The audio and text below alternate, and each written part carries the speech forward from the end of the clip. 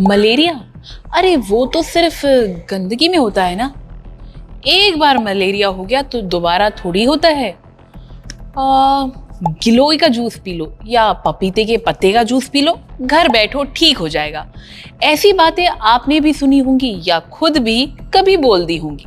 लेकिन जरा सोचिए, अगर मलेरिया इतना सिंपल होता तो हर साल हजारों लोग इससे बीमार क्यों पड़ते?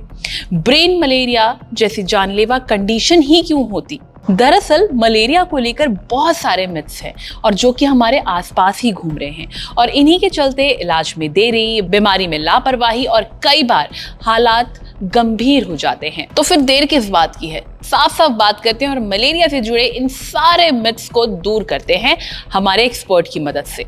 मलेरिया एक बीमारी है जो मच्छर के काटने से होती है। ये मच्छर अक्सर शाम को और रात को काटते हैं। मलेरिया होने के लक्षण ये हैं कि मरीज़ को बहुत तेज़ बुखार हो सकता है, साथ में उसको सिर में दर्द, बदन में दर्द होता है। कुछ मरीज़ों को उल्टी भी आती है। कुछ लक्षण ऐसे भी होते हैं जैसे सर्दी ज़ुकाम लग सकता है मरीज़ को, और मरीज़ को दस्त भी लग सकते हैं। ये लक्षण भी मलेरिया के ही हो सकते हैं। ये साधारण लक्षण के अलावा कुछ और लक्षण भी हैं जो बहुत ख़तरनाक हो सकते हैं। इसके बारे में हर मरीज़ को मालूम होना चाहिए। मरीज़ का शरीर सफ़ेद या पीला पड़ सकता है, उसको सांस लेने में दिक्कत हो सकती है, उसका यूरिन जो है वो गाढ़े लाल रंग का हो सकता है, कुछ मरीज़ों को दौरा भी पड़ सकता है और कुछ मरीज़ अपना होश भी खो सकते हैं। अब इस मलेरिया जो होता है वो मच्छर की वजह से, और ये मच्छर पैदा होते हैं गंदगी में।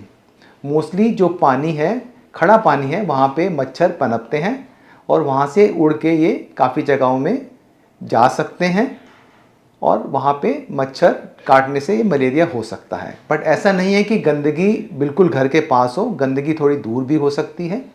इसलिए बचाव के लिए घर और घर के आसपास की जगहें साफ़ रहनी चाहिए, पानी इकट्ठा नहीं होना चाहिए। आपको मच्छर से बचने के लिए नेट लगा के सो सकते हैं। मच्छर रिपेलेंट क्रीम भी आती हैं जिसका इस्तेमाल कर सकते हैं।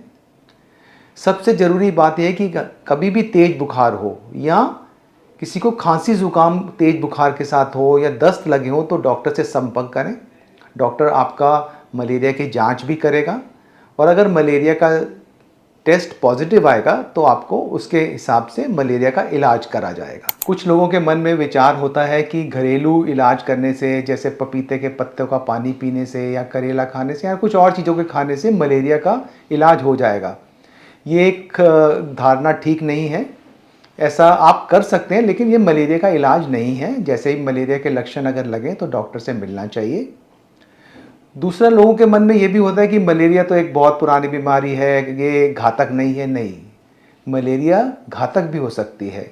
अगर कुछ मलेरिया जैसे फैल्सीपेरम मलेरिया होता है उसमें मरीज़ की जान भी जा सकती है अगर उसका इलाज समय पे ना किया जाए। कुछ लोगों की ऐसी धारणा भी है कि मलेरिया एक बार हो गया तो दोबारा नहीं हो सकता। मलेरिया इंसान को कई बार हो सकता है। एक बार होने से उसको ऐसा नहीं कि उसको पूरी तरह से उसके शरीर में ताकत बन गई है कि मलेरिया दोबारा नहीं हो सकता। तो दोबारा भी अगर ऐसे बुखार के लक्षण आए तो दोबारा भी आपको डॉक्टर से मिलना है। तो डॉक्टर के सलाह के हिसाब से अपना इलाज और अपने टेस्ट कराने हैं।